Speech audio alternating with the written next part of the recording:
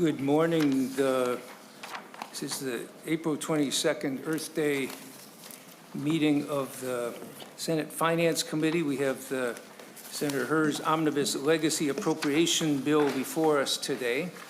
And want to begin, Senator Hurd, you want to start presenting the bill.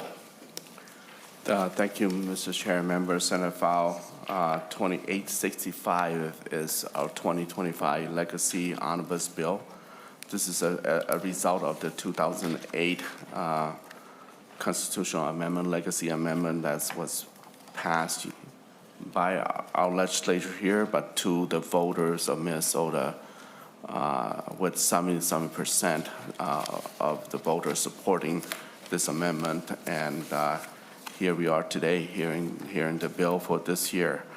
There's 4 articles in this bill.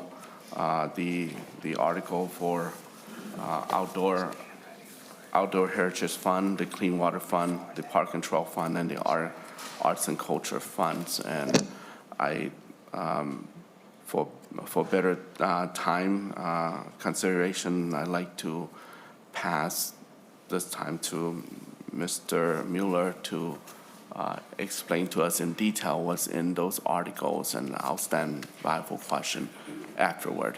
So. With that, Senator, thank you, Senator Hurd. Maybe Mr. Mueller wants to go through the walkthrough of the spreadsheet. Mr. Chairman and members, I'm going to work off the spreadsheet that has the, it says the Omnibus Legacy Bill, Senate File 2865, first engrossment with the A31 amendment. Okay. Sure, you can do it either way. We had not moved the A31 amendment. Well, we can take that up first to discuss it. And I will comment on this first, that I think there's a lot of interest in trying to make sure we have the best possible way to make sure our grants are wisely done with the state dollars, with the legacy dollars. And talked with Senator Hurd a couple weeks ago about this, and I think he expressed his whole concern about this, and his goal as chair is trying to make sure that small groups are underrepresented and others have been left out of the process, and more cultural diversity and so on would be able to get grants when they're not always able to do so.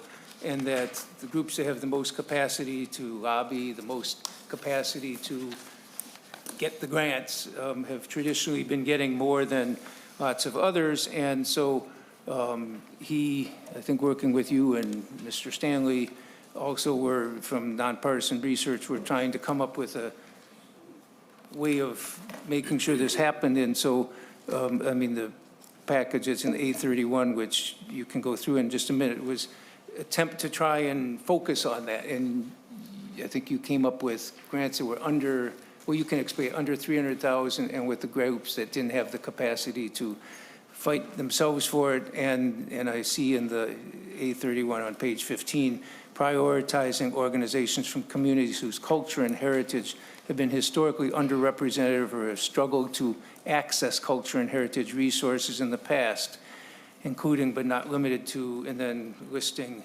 groups that have been there. And I think that that kind of thing, and then what you did, I believe, was that the groups that came out, these smaller groups that were smaller grants that didn't have the capacity, and you put those in as priorities for Humanities Commission. So it would not be named grants, but they'd be given a priority consideration.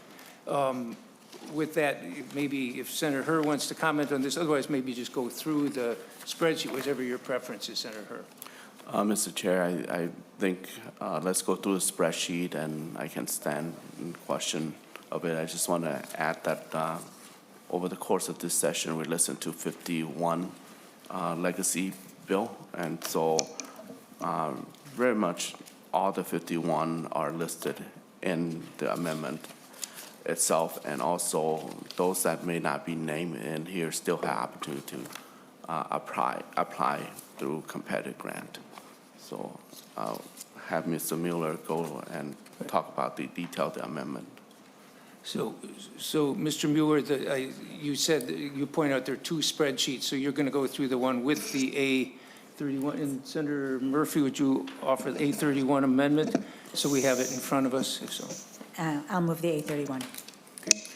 Senator, Mr. Mueller, then, so you're going to go through that spreadsheet, and my copy, I don't know if others of the spreadsheets, has the A31 language highlighted in blue to distinguish the spreadsheets. Okay, go ahead, Mr. Mueller. Mr. Chairman and members, I'll start working through the spreadsheet again. It says on the top with the A31 amendment, and once I get to Article 4, you'll see what the A31 amendment does as far as the projects and everything compared to what's currently in the bill. The first three articles, though, are unchanged from the A31 amendment, so I'll go through those on the spreadsheet. The first set of columns is basically what has been proposed either in the governor's bill or from the November forecast. The second set of columns is what's currently in the bill, and you'll see the difference. For Articles 1, 2, and 3, the difference is largely based on less money in the February forecast being available for the legacy funds. There was a one-time adjustment of about just less than $32 million across the legacy funds in the February forecast due to a calculation error at the MMB based on how they're allocating legacy funds. So they made a one-time correction, and that brought down the balances of the 4 legacy funds in the February forecast. Mr. Mueller, before you continue, how much did it bring it down, percentage-wise, roughly speaking? It was a total of $31.7 million across the 4 funds. I don't know the percent right now, but I got the dollar amount. So with the spreadsheet here, starting on page 1 is the Outdoor Heritage Fund, and we'll be working off that second set of columns. The Outdoor Heritage Fund, this is the fund that we only appropriate 1 year of the legacy dollars based on the recommendations from the Lessard-Sams Outdoor Heritage Council. And they'll be back next year again with the second year of recommendations. The other 3 legacy funds we appropriate the 2 years. You'll see in that last column the adjustments made by the Lessard-Sams Outdoor Heritage Council. They did a sort of proportional reduction throughout all the projects and lowered their total amount by $6.4 million based on their original recommendations. So those, you see the reductions on the end column there for each project that was reduced. And there are members here from the council that can answer any questions about the specific projects, but I'll just do a subtotal here. Subtotal for prairies is $33.4 million. Subtotal for forests is $19.9 million. Subtotal for wetlands is $29 million. The largest area here is habitat is $77.6 million, and then there's various appropriations here under administration for just over $2 million. And there is a second year appropriation for the commission itself. The total amount for the Outdoor Heritage Fund is $162.9 million.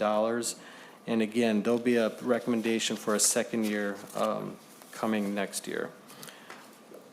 Each of the legacy funds, there is a 5% fund balance that is left that is required in statute. So the appropriations will need to leave a 5% balance. And each of the funds in this bill does have a 5% fund balance. On lines 89 through 91, there are a few carry forwards that are also in the bill that are tracked, and they are shown there. And then there's one cancellation of on line 94 of $120,000, and that is factored back into the amount available to appropriate in fiscal year 26. The Clean Water Fund starts on page 3, line 96. Again, the way that this spreadsheet works, it shows in the first set of columns what was originally recommended by the Clean Water Council and carried in the governor's budget. And then the second set of columns is the Clean Water Council revised their recommendations based on the February forecast, which had to be reduced by $6.8 million from their recommendations. The Clean Water Council did a more targeted approach to the reductions, and that is shown in the last column. They made a reduction in the water quality Forever Green initiative of $1 million. And another project expanding the weather station network of reduction of $200,000. So the Department of Ag total is $33.3 million. Next page, there's one item that was not recommended by the Clean Water Council, and that is on line 113, the Red River Watershed Management Board. And this is the River Watch program that has been carried in the legacy bill for a number of years, going back to one of the original legacy bills. So that is the one item that was not recommended by the Clean Water Council. The Pollution Control Agency, there was one program that had a reduction for the county inspections of subsurface treatment systems. Pollution Control Agency total is $49.2 million. Next, we have Department of Natural Resources. They had 3 programs that had minor reductions. Their total is $28.8 million. Next is the Board of Water and Soil Resources, which receives the majority of the clean water funds. They had 2 programs that had reductions, and their total is $139.3 million of the clean water money. Next is the Department of Health, and they had 1 program that had 1 minor reduction. Their total is $30.1 million. Then Met Council had another 1 program that had a minor reduction, and their total is just over $4 million. Then the University of Minnesota, their total is $2.4 million, and then the Legislative Coordinating Commission, $7,000 for the website. And then the Public Facilities Authority of $16.5 million. The total appropriation from the Clean Water Fund for the 2 years is $303.9 million. The next article, and there is 1 carry forward on line 192, dealing with the Ash River Sanitary Sewer Treatment System. The next article, Article 3, Parks and Trails Fund. Again, the differences between the 2 columns is just the having less money in the February forecast. Traditionally, this money for the Parks and Trails Fund has been divided 40% to state parks, 20% to regional parks, and then 40% to metro parks. And this proposal in the bill carries that split out between the 3 partner organizations. So the total amount for state parks on line 197 is $51.5 million. Total amount for regional parks and trails is $25.8 million. There's a carve out for administrative costs for the DNR that actually runs that administers the grants for the regional parks and trails. And then there's another carve out on line 200 for the coalition, the work done between the 3 partners. And that's a $500,000 each year. Or no, that $500,000 each year is for the administrative costs for the Greater Minnesota Parks and Trails Commission. The coordinating amount is on line 201, and that's for work done between the 3 partner organizations. And then on line 205 is the amount for Metro Parks and Trails, and that's $51.5 million. Then you'll see an appropriation for the LCC for the work on the website. There is a one-time cancellation on line 212 for $41,000 that was from previous appropriations through the Regional Parks and Trails program, and that has been canceled and then reappropriated back to the Regional Parks and Trails. Again, this fund has a 5% set-aside fund balance. On page 7 of your spreadsheet there's a number of carry forwards. These are all from the Regional Parks and Trails Commission. And then you'll see the cancellation on line 236 and 237. So now starting on page 8 is where the Arts and Cultural Heritage Fund is tracked. And you'll see on the second set of columns what is in the A31 amendment. And on the first set of columns is what's currently in the bill. So largely what the A31 amendment is doing is creating some new competitive grant programs and then eliminating many of the named programs. And it then takes some of those organizations that were previously named originally in the bill and puts them as priority organizations. So for most of the agencies, there's been no change in the A31 amendment. The Arts Board is still getting 47% of the amount appropriated, and that's required by statute at $84.55 million. The Historical Society, the A31 amendment contains a new grant program for memorials and statues. That's on line 253, and that's for $1 million each year. And then you'll see on lines 256, 257, and 259, those were named grants that are no longer in the A31 amendment. However, you'll see on line 259, there's an asterisk in the fiscal year 2006 or 2026 column. What that asterisk means is that now that organization is named as a priority under one of the grant programs, and I'll point that out when we go through the actual language in the A31 amendment. So you'll see a number of those asterisks as I go through the spreadsheets, and like I said, what that means is they were no longer a named grant, a named organization with a set dollar amount. They are now a priority organization, and there is not a dollar amount.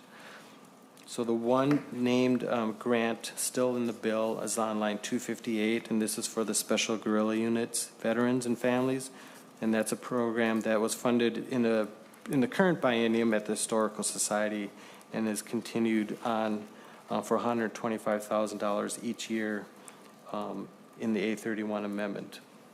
So the total amount going to the Historical Society is $33.76 million. And that's an increase of $682,000 compared to what's currently in the, or what was in the Senate File 2865. Department of Education, there's no change. Still $4.8 million for the biennium, and that's money that goes out to the regional libraries. The Department of Administration, this is where many of the named grants were listed previously in the bill. There are still on lines 267 through 273 organizations that are still named as recipients. These are ones that are traditionally funded in the legacy bill, like Minnesota Public Radio, Ampers, Minnesota Public Television, Wilderness Canoe Mobile, Como Zoo, Science Museum, and Lake Superior Zoo. So these are all still in the A31 amendment under the Department of Administration. You'll see starting on line 274 and going on to the next page, these were all previously named organizations with a dollar amount, and now they have all, the ones that at least that have asterisks are now listed as priority organizations under mostly grant programs that are in the Humanities Commission. So the total that was going to the Department of Administration is down. It's $20.77 million, and that's down $8.5 million. The amount going to the Minnesota Zoo is unchanged in the A31 amendment. It's $3.64 million. On page 10, on the top of page 10, you'll see this is the start of the Humanities Center. Many of the programs starting at the top are unchanged in the A31 amendment. Line 309 still $3.5 million for Humanity Center programs. And then on lines 310 through 323, there are still named children's museums. This all came from one bill, starting, and the Children's Museum is named, and then a number of other children's museums throughout the state are named with a set dollar amount. And this all came from one proposal. On line 326 is a grant program for emergency grants, for community identity and heritage emergency grants. And then on line 328, starting on line 329 through 331 are 3 new grant programs that now are serving many of the previously named grants. The first one is for museums, exhibits, and collections online, and there is $4 million for that. That's a competitive grant program. On line 330 is a competitive grant program for arts and cultural festivals and events, and that has $6.4 million. And on line 331 is educational and recreational programming and events, and that has almost $7.2 million. And then there's a fourth one, ethnic media grants, that was in the bill and is now funded separately at $250,000 per year. There's the underrepresented groups in cultural studies for $500,000. That was originally in the bill and also in the A31 amendment. And then the Gordon Parks program was originally in the bill and is also in the A31. And then the separate grants on lines 339 through 341 that were in the bill are now not funded separately, and the 2 on line 340 and 341 are listed as priority organizations. The last page of the spreadsheet, there's been no change in the proposal. In the A31 amendment, the Indian Affairs Council has a little over $4 million. The Department of Agriculture has $1.2 million. There's 2 programs there, County Fair Grants and the Minnesota Future Farmers of America. And then the Legislative Coordinating Commission has $5 million appropriation for their website. And there are 3 appropriation extensions carried in Article 3. And again, there's a 5% set aside with that article. The last page of the spreadsheet just shows the total amount appropriated in this bill with the A31 amendment. And you'll see on line 384, it is $776.9 million. And I do keep a running total since the legacy amendment was passed. And this brings it up to almost $6.3 billion has been appropriated since the legacy amendment has been passed. And my last plug that I always point to is the legacy website is a very helpful source for finding information about all the grants that have gone out previously, and has links to all the agencies that run grant programs from the new money in this bill. And that is the spreadsheet. Any questions, or otherwise I can go through the...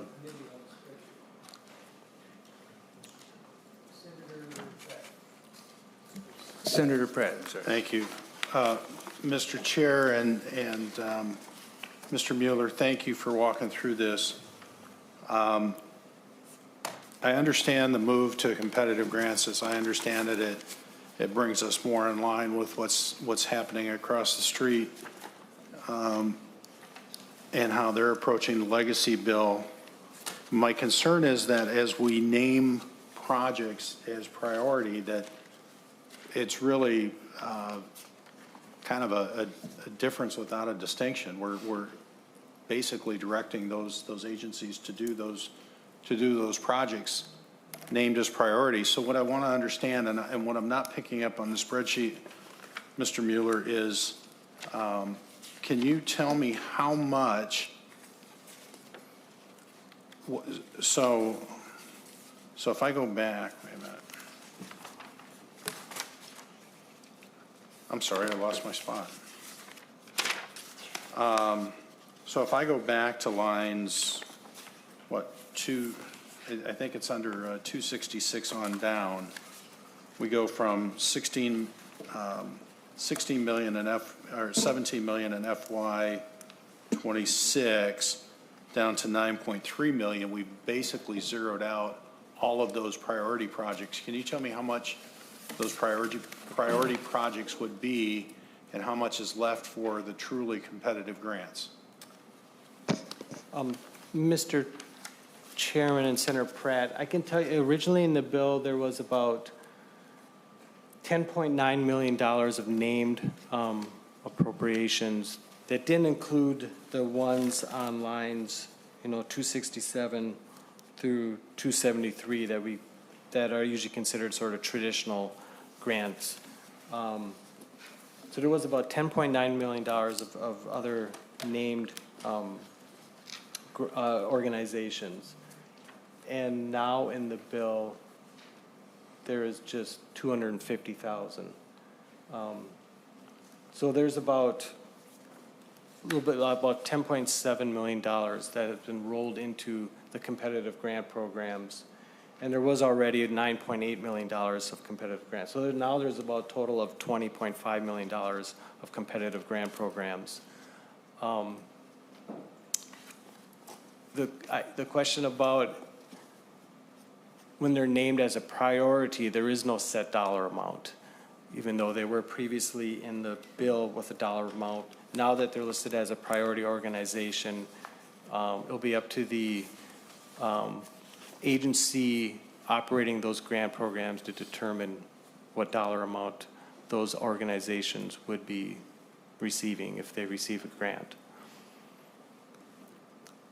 Senator Pratt. Thank you, Mr. Chair. Well, Mr. Mueller, I've got to think that if the legislature is telling an agency that these are priority projects, that one, they'll be funded, and two, that they'll be funded for the full amount. So can you tell me how much of this 10.7 million would be dedicated towards to the priority projects? Let's just presume that they're all going to be funded because that's what the legislature is telling the agencies. And again, I think calling them a priority is a difference without a distinction. Mr. Chairman and Senator Pratt, that's a hard question to answer because, like I said, there'll be an RFP process for each one of these grant programs, and they will determine the dollar amount. There's also language in the A31 amendment that says 80% of the money has to go out for grants that are less than $200,000. So the way I would view that a lot of this would happen, that even the priority organizations, most of them wouldn't get anything more than $200,000. Senator Pratt, I also think when you say that if they're listed as priorities, they will get funded and they will get funded for the full amount, well, there's no full amount given there. And I also think that, I guess I hope that agencies that are given priority consideration to things does not mean that they don't take a look and say, hey, this is one that maybe is inappropriate. But in others, I don't think it's the same thing as saying we're naming the grant. But Well, Mr. Chair, if I may. Go ahead. Thank you, Mr. Chair. I got to say, once we put priority, once we name priority organizations, we are effectively directing those agencies and those organizations to fund those projects.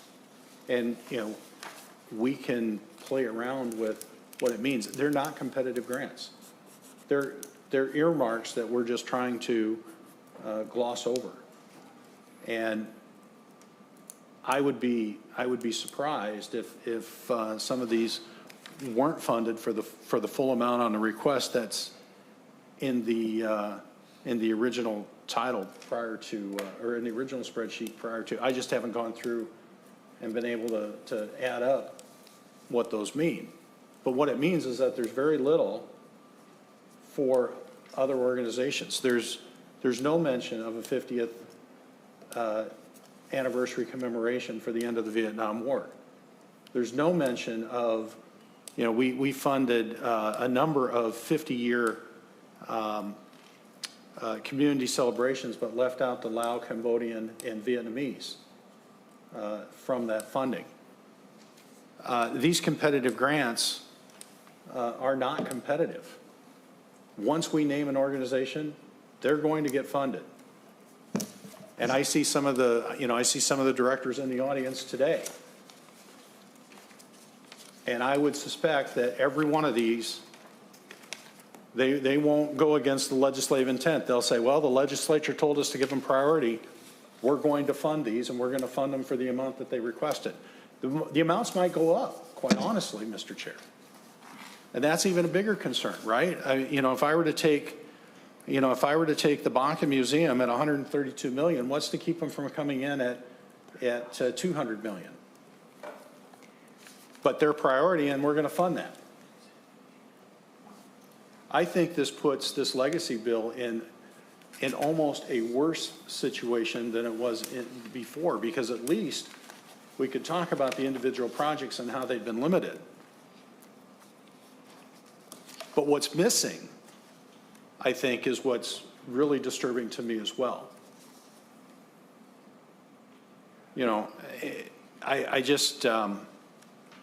I'm very concerned with naming any of these projects as priority. And it's something that we should be taking a very close look at. Senator Pratt, just when you said out of the 20.5 million competitive grants, you said most of it's going into these. If I'm just doing a quick look over of the totals of the ones that have the asterisks, and it looks to me like it's $3 or $4 million out of the 20 million. That's my quick read, and maybe Mr. Mueller knows better. But Mr. Chairman, I've done a little bit of math here on the side, and I'll try answering Senator Pratt's question here. Under the memorials and statues, there's $2 million of monies appropriated, and there's only there's 3 priority organizations within that. 300,000. So that's about 1 million of the 2 million. Under performance and events, under the Humanities Commission, the Museum and Exhibits and Collections, there's 6.4 million, or there's $4 million set aside for that, and about 800,000 of it is priority organizations from the original bill. The arts and cultural festivals, the $6.4 million of competitive grants, and there's about $900,000 were for the priority organizations originally in the bill. And then the education and recreation programming of the $7.2 million, the priority organizations originally were receiving about $2 million of that.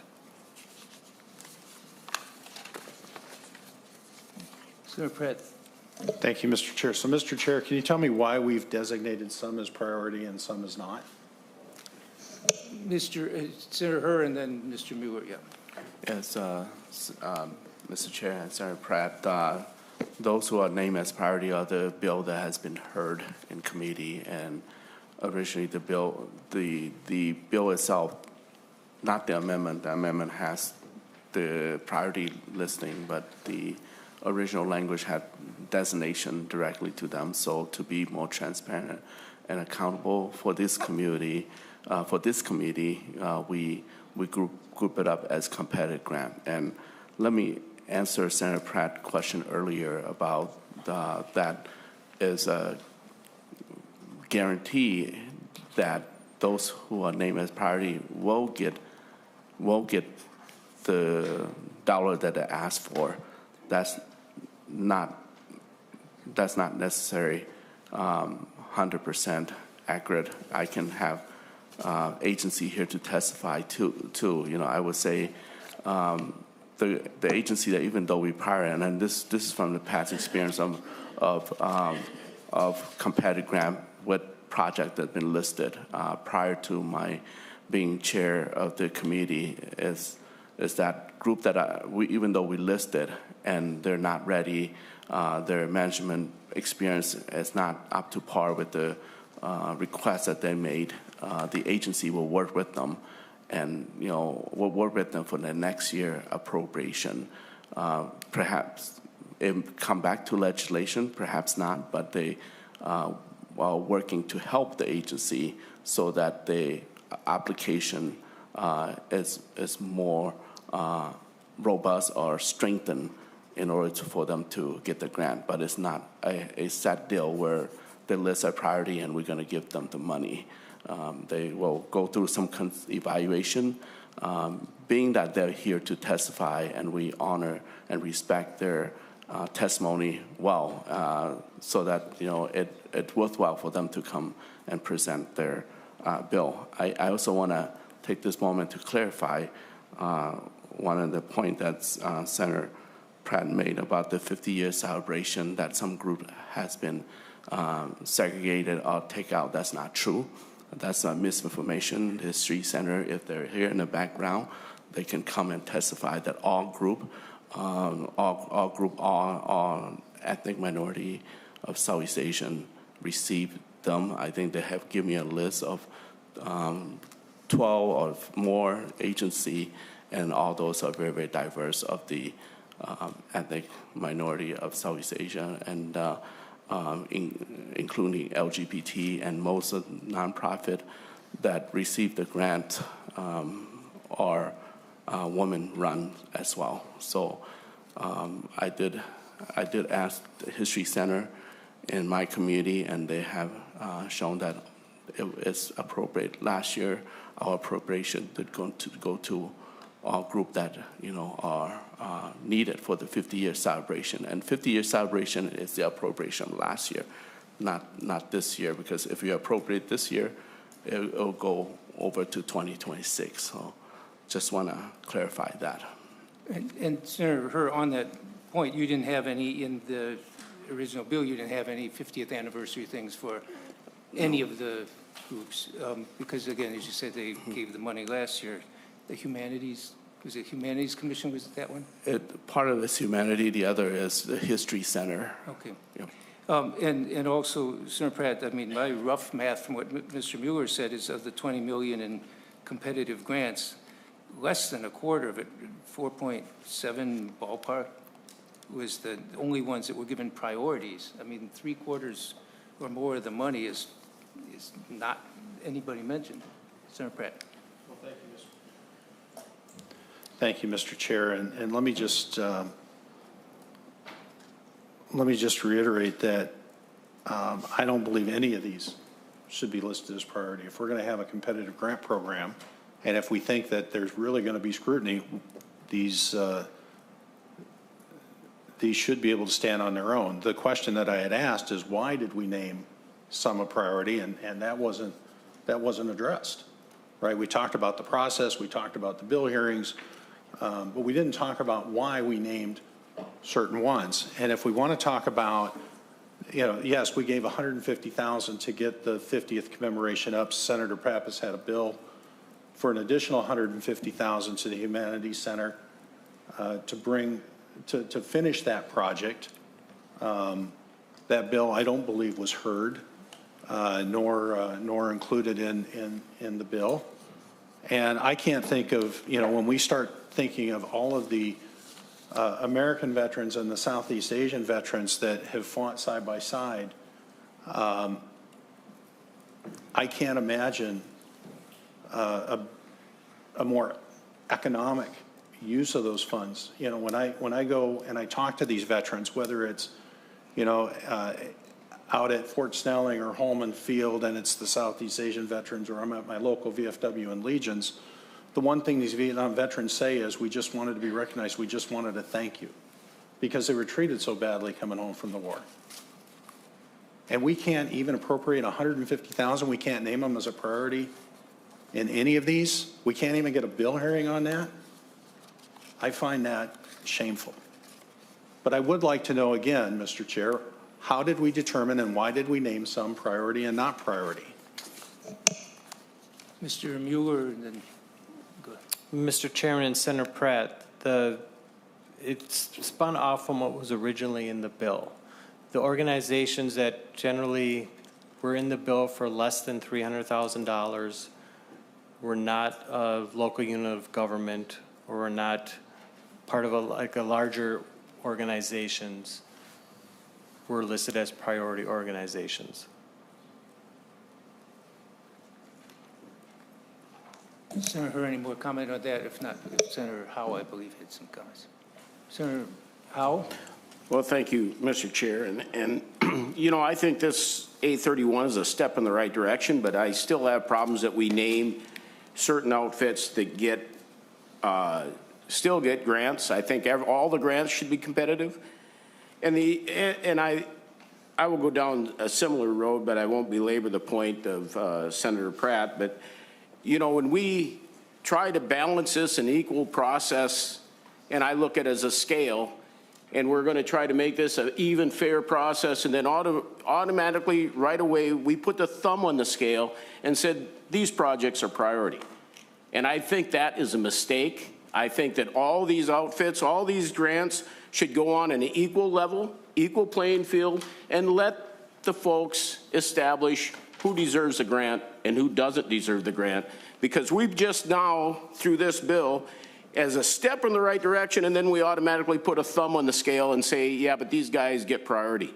I think that's a mistake, and I'll leave it at that. Thank you. Thank you. Further discussion on A31? Senator Jasinski's your hand up? Oh, okay. If not, Senator Murphy moved the A31 amendment. Any further discussion? If not, all those in favor say aye. Aye. Opposed? Division, those in favor, raise your hands.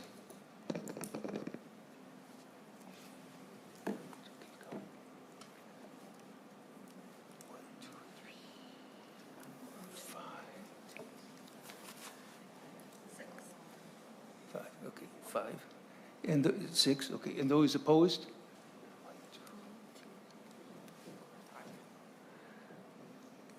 By a 6-5 motion, the motion prevails.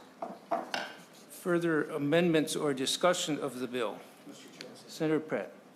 Thank you, Mr. Chair. Can you tell me who the six in favor were and who the? Sure, can you? Oh, Everyone except you. yeah. My understanding is members online do not vote in division.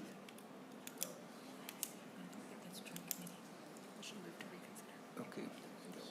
Then let's move to reconsider so we can do a roll call. If we're not, we don't count divisions, yes, that counts. We don't count division for roll call, so. Mr. Chair, how do you do that? Is there someone on the, I guess, on the prevailing side you can reconsider? We had a division. It should be a 5-5. The motion failed. Okay, you, in the committee. So we know that the motion failed. Okay. On a 5-5 vote, the motion does not prevail. Somebody will need to reconsider. It doesn't need to be the prevailing side. Somebody who wishes to reconsider does not have to be on the prevailing side. Senator Murphy, do you want to reconsider the vote? Thanks, Mr. Chair. I move reconsideration of the vote. And ask for a roll call, so we, I request a roll call, please. Mr. Chair. Senator. Mr. Chair. Howe, go ahead. Point of order here. How does that work when they weren't on the prevailing side? You don't have to be in committee, that's 4 votes. Mr. Chair, could we have Senate Counsel? Sure. Senate Walk through our Counsel, could you rules speak and- to this? Mr. Chair, if you'll give me a moment, I'll find the Masons provision. But in committee, you don't need to be on the prevailing side to reconsider. Just give me a moment and I'll find the Masons site.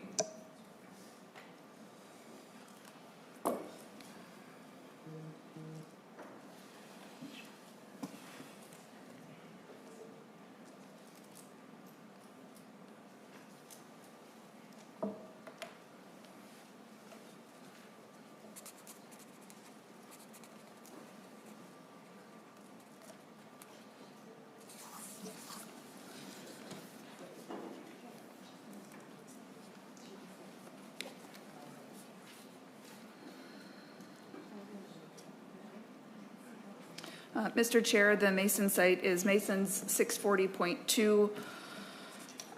The principal, let me see, a reconsideration can be moved at any time while the proposal still remains before the committee, and that reconsideration may be moved by any member, even though the member was absent when the vote was taken. So it doesn't have to be by somebody on the prevailing side while in committee. So Senator Murphy is allowed to make the motion and has moved to reconsider and ask for a roll call. Is there further discussion on that?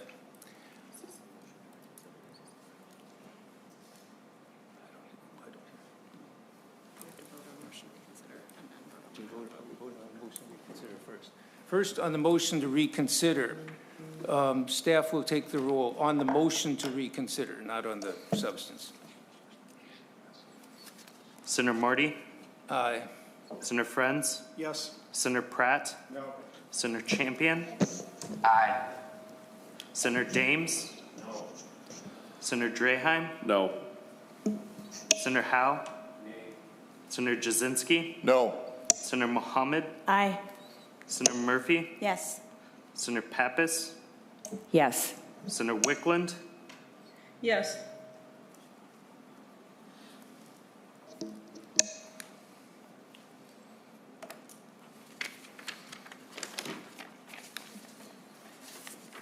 By a vote of 7 to 5, the previous motion will be reconsidered. So we now have the motion on adoption of the A31 amendment that Senator Murphy moves at, and we'll take a roll call. Staff will take the roll. Senator Marty? Aye. Senator Friends? Yes. Senator Pratt? No. Senator Champion? Aye. Senator Dames? No. Senator Draheim? No. Senator Howe? Senator Jasinski? No. Senator Mohammed? Yes. Senator Murphy? Yes. Senator Pappas? Yes. Senator Wickland? Yes.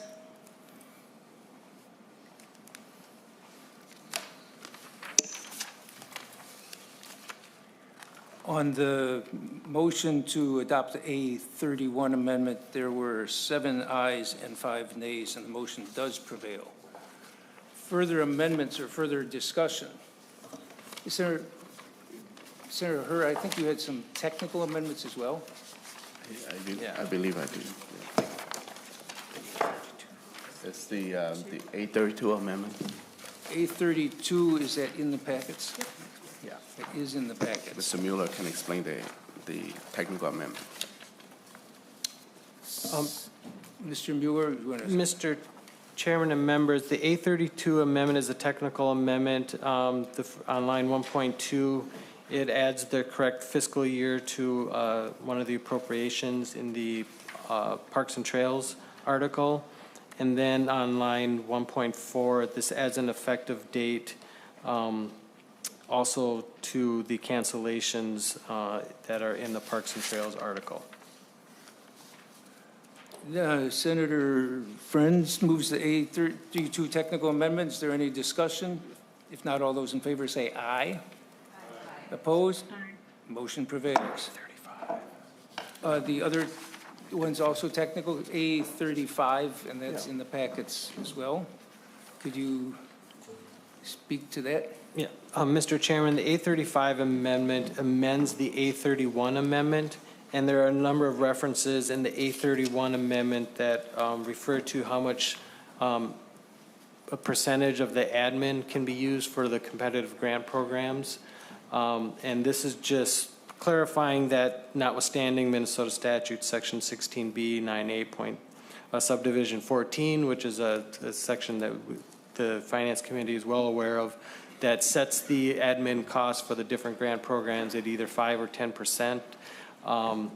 So the bill itself, the A31 amendment, does set different admin percentages, most time lower than what's in 16B.98. So this is just clarifying that it's notwithstanding that statute. Senator Howe on the amendment. Thank you, Mr. President, or thank you, Mr. Chair. And I think what I see here is, you know, the bill the amendment actually limits the administration to 5%. And I think that should be well and good enough, where this would allow it to go up to 10%. And I think on the competitive grant piece, it allows them to go up to 10%. And I think that taking that money away from these organizations that are going to do good work is a mistake. Mr. Nauman on that. Mr. Chair, if you'll permit me, permanent statute 16B 98, sub 14, Senator Howe, establishes that for grant programs, agencies may retain 5% or 10%, depending on whether the grant is competitive or not. So what this language is doing is just clarifying for certain that the individual administrative cost values established in the bill notwithstand that statutory requirement. So in other words, if the, Senator Howard, Mr. Nauman, you're saying that in effect, whatever they spelled out in the bill is the amount, not the automatic 5 or 10%. Mr. Chair, that's correct. Much more succinct. So in actuality, Mr. Chair, thank you. So it's going to stand at 5%. Mr. Chair and Senator Howe, the language for the administrative costs that resides in the A31 amendment will be the administrative costs. And as Mr. Mueller has testified, in most cases, they're lower, they're values that are lower, either percents or dollar amounts, than the statutory requirements. Okay, let me rephrase it, Mr. Chair. So in the amendment, it says up to 5%. Mr. Mueller. Mr. Chairman and members, maybe I'll help, if we go through, I can show you in the A31 amendment, the different agencies and what those administrative costs are. And this, the A35 amendment was just clarifying that we're not using the percentages in 16B.98. The first one is on page, if you go to the A31 amendment, the first one is on page 4, line 9. This is the administrative cost for the Arts Board, and that is up to 5%, but this is a competitive grant program. 16B would have allowed them to go to 10%. So the Arts Council is doing 5. Senator Howe. In other words, so it's this, the bill sets it at 5. Yes. Under subdivision 14, it would be 10 because it's competitive. So that's, Mr. Chair, that's what I'm trying to drive at. Is it set at 5%, or is it because of the amendment would be allowed because it's competitive go to 10? That's my question, is if it's actually limited, if actually what's in the amendment is driving the train on the administrative costs, and that's what this amendment does, I'm good with that. But I'm just trying to clarify that that's what it does. And if someone could speak in English in plain terms instead of, so I could understand that, I think most of the people out there are trying to grasp that too, is it if it's up to 5% and that's where it's limited, or because of the other statute piece, is it up to 10% because they're competitive? It's a yes or no question, I think. I'll try and answer. I think it's in the bill on that one example he gave. It would be up to 5% in the bill. Without this amendment, it would be up to 10%. So the amendment is, the existing law, subdivision 14 says for competitive grants, it's 10%. This takes it down to 5%. So it's reducing, at least in most of these, I think he said it's reducing the amount they'd be allowed. So on the example, it would be capped at 5%. That's what I needed to know. Is just a yes or a no. That helps. Thanks. Further discussion on the A35 amendment. Senator French's A35 amendment. Any further discussion on that? If not, all those in favor say aye. Opposed? Motion prevails. And we are going to have, I mean, I think the whole thing of that subdivision 14, I think is a lot of us are very chafing at the bit about that, and I've actually got some language to try and address that in state government bill. I'd like to see that. I'd like to support I that. will show you that. All we do is keep shaving and giving more money to the agencies. Let's get it out there to do the work that we intended to do. Further discussion on the bill. We got the amendments all done. Mr. Mueller, can I ask you, does the bill align with the budget rules? Mr. Chairman, I believe it does. Thank you. Is there further discussion on the bill? Senator Pratt? Thank you, Mr. Chair, and I won't belabor the point, but while I agree with Senator Howe that I think the move to competitive grants was a move in the right direction, I continue to be very concerned with the fact that we prioritize some of these projects. I'm very concerned of some of the things that were left out that I think are very important. And I think it's useful to note that we can't always trust some of these organizations to be equitable. Senator Hurd talked about that every community received a certain amount of funding. Well, there was $767,000 allocated, of which over $500,000 went to 68% went to the Hmong community. The Lao community walked away with 46,000. The Cambodians 50,000 and the Vietnamese 25,000. Hardly equitable. And I've had communications with the History Society, I think at the displeasure of saying, and 16%, 124,000 going to kind of general. It's sowing division within our Southeast Asian communities. And I think this bill continues to do that. And some of the bills that I think particularly Senator Pappas and I co-authored would have gone a long way to making sure that we are doing the work that the legacy funds were intended to do, and I'm disappointed that some of those weren't priority. Senator Hurd, I appreciate the work that you've done on this. I'm going to be a no vote on this bill. And I would like to see it come back yet again. I would hope it does not pass committee to the floor today, that we can continue to work on it here in finance before it goes to the floor. Thank you. Further discussion? Senator Friends? Thanks, Mr. Chair. Thank you, Senator Hurd. Thanks, Mr. Mueller. I'd request a roll call on final passage. Okay, we'll have a roll call. But Senator Hurd on the bill.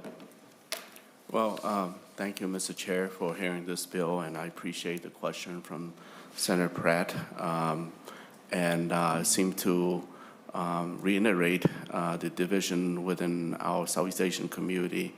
I can attest to that. We are united, and thank you for trying to divide.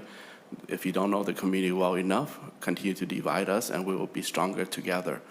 Whether it's Lao, Thai, Vietnamese, Cambodian, we all together. I can share my experience when my family first come to this country, landed in Seattle, Washington, and there was a Cambodian woman was pregnant, was under labor. So they look around and say, who can help to translate for this woman in labor right now? So they went and grabbed someone who looked like Asian person, which happened to be a Japanese heritage. So the person said, I can't speak their language at all. So you have to find someone who can speak their language. They went and grabbed a Vietnamese man, come and translate. I can't understand. We are from Southeast Asia. Although we're from Southeast Asia, we speak a different language of each other. So suddenly they call my father, who speak Thai, and so as the Cambodian family also speak Thai too. So it takes a whole Southeast Asian community and everyone to come together and deliver this child, refugee from Cambodia at that time. So thank you for trying to divide. You are misinformed. Mr. Chair, I think those comments are out of order. That wasn't the intent, and I take that personal attack as not becoming of the decorum that we have here in the Senate. Okay. Senator Hurd was not referred to other members in terms of trying to. I hear your point about how we have to work together is important. But yes. Sure. I just want to say that our Southeast Asian community, as I know, stands strong, and I want to encourage, whether it's the Lao community, I speak Lao too, Sabai, Vietnamese community, Chao, I spoke Vietnamese to some degree, I spoke Chinese and Mandarin to some degree. And so do come to my office. You are more than welcome to come to my office, and want to make sure that you receive appropriation next time on legacy as well. And I do felt that we need to commemorate our 50-year commemoration, and the one that are, and it was appropriate last year already. And so this year, if there's need more money, I'm sure the group that need the money, whether the city, the Humanities Center, History Center, they had the capacity to apply to our 20% large grant, and I'm confident they can do that. But to sum it all, as I heard the committee say that we are heading to the right direction. And I like to believe that we compose this bill toward the right direction. And although some may be concerned that we are listing some group here as priority, we list them because they came to testify. We list them. Perhaps they don't have the capacity to get our RFP. And if we don't list them, by the time we know, based on my experience, is that by the time we know, the RFP are already out without their being informed. We list them so they can be informed that the RFP is out.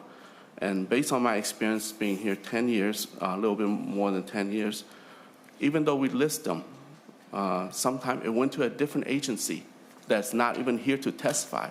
And it frustrates them when they fought so hard to be here, testify so many days, hours, without lobbyists, out of grassroots. But the money went to some larger agency out there who said, we can do better. And so that's not fair and that's not equitable. So even one thing I want to point out, even though we list the number of agencies here that are community color, even though we aggregate all of them together, it's still not up to 25% that should be going toward our posse of community colors agency in itself. But I appreciate this committee, and it's not a rubber stamp committee where I listen and compose a good bill, and then you just rubber stamped it and send it to the floor. But you help me mitigate and improve the bill. And as I heard earlier, that we're stepping toward the right direction. So thank you very much for giving me the hearing. Thank you, Senator Hur. Senator Mohammed, did you have your hand up? Yeah, I did. Mr. Chair, I just wanted to thank Senator Hur for being a really thoughtful chair. I think he mentioned in the beginning the amount of committee bills that his committee heard, and that every single one of those was included in his bill, and that he didn't leave anyone behind, which is a testament to his leadership and how inclusive and kind he is as a member of this body. So thank you. Thank you. Senator Dames. To that last comment, there are things that are not in this bill that were in front of this committee that were heard. So just to correct the record, there are things that were heard in this committee that are not in this bill. So I don't want somebody saying that everything that was heard in the committee was in the bill. Thank you. Is there further discussion? If not, Senator Friends moves that Senate File 2865 as amended be recommended pass and instructs the staff to make technical and conforming changes. And Senator Friends had asked for a roll call. Is there further discussion on the bill? If not, staff will take the roll. Senator Marty? Aye. Senator Friends? Yes. Senator Pratt? No. Senator Champion? Senator Dames? No. Senator Draheim? No. Senator Howe? Nay. Senator Jasinski? No. Senator Mohammed? Yes. Senator Murphy? Yes. Senator Pappas? Yes. Senator Wickland? Yes. Senator Champion?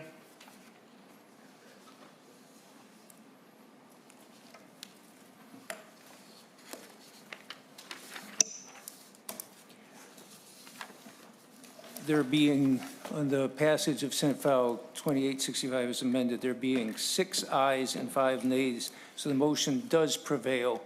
And Senator Hur, I want to thank you for, again, you've made it clear the prioritization of groups have been left behind and the smaller groups. And I think that 80% for the smaller groups is helpful, and also the language you have in there about how they prioritize these, I think will help, as you've been saying, and Senator Champion and others have been saying, some of the folks who've been left behind in the past should be included more. There is no further business. We're meeting tomorrow at 8:30 a.m., and with that, this meeting is adjourned.